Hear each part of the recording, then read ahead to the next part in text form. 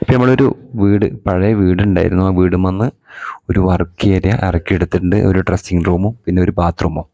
അപ്പോൾ അതിൻ്റെ ഒരു സൈഡ് ചുമരിൻ്റെ വണ്ണം എങ്ങനെ കെട്ടി എങ്ങനെ കറക്റ്റാക്കാം, അതായത് തറപ്പണി നമ്മൾ ചെയ്യുമ്പോൾ വീണ്ടും അത് നമ്മൾ എടുത്ത് വീണ്ടും ഒരു റൂം എടുക്കുമ്പോൾ എങ്ങനെ ചെയ്യാം എന്നുള്ള കാര്യമാണ് ഇപ്പോൾ പറയാൻ പോകുന്നത്. അപ്പോൾ നമ്മളിവിടെ പാതകം ഒക്കെ അതിൻ്റെ ഒരു അളവ് മൊത്തത്തിലൊരു അളവാണ്. ആ വീടിൻ്റെ മൊത്തം ഒരു അളവ് മാറ്റിയിട്ടുള്ളൊരു അളവാണ് നമ്മൾക്ക് ആശാരി തന്നിട്ടുള്ളത്. അപ്പോൾ നമ്മൾ അതെല്ലാം കറക്റ്റായി വെച്ചിട്ടുണ്ട്.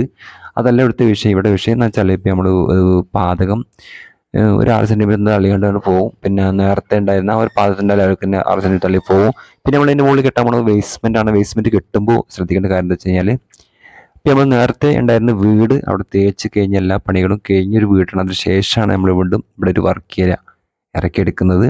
അപ്പോൾ നമ്മൾ ശ്രദ്ധിക്കേണ്ടതെന്ന് വെച്ചാൽ, ഇപ്പോൾ നമ്മൾ ഈ ഒരു രണ്ടാമത് ഒരു വർക്ക് ഇതിന് കൂട്ടി ചേർത്തെടുക്കുമ്പോൾ, അതായത് നമ്മൾ തറൻ്റെ അളവ് ഒക്കെ കറക്റ്റാക്കി വെച്ചിട്ട് പിന്നെ കഴിയുമ്പോൾ നമുക്ക് ചെറുതായിട്ട് ഒരു ഓഫ്സെറ്റ് വെക്കേണ്ടതുണ്ട്.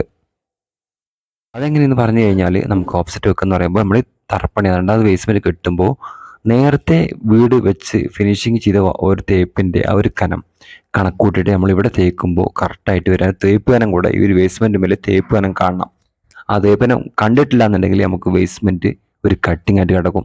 പിന്നെ തേച്ച് വരുമ്പോൾ ഇവിടെ മുഴച്ചിരിക്കും. അതായത് നേരത്തെ ഉണ്ടായിരുന്ന വീടിൻ്റെ അതേ ലെവലിക്ക് ഒരേ മുറിക്ക് തേച്ച് വരാൻ കഴിയില്ല. ആ ഒരു തേപ്പ് കനം ഇതാരും ശ്രദ്ധിക്കാതെ കൊണ്ട് കാര്യമാണ്.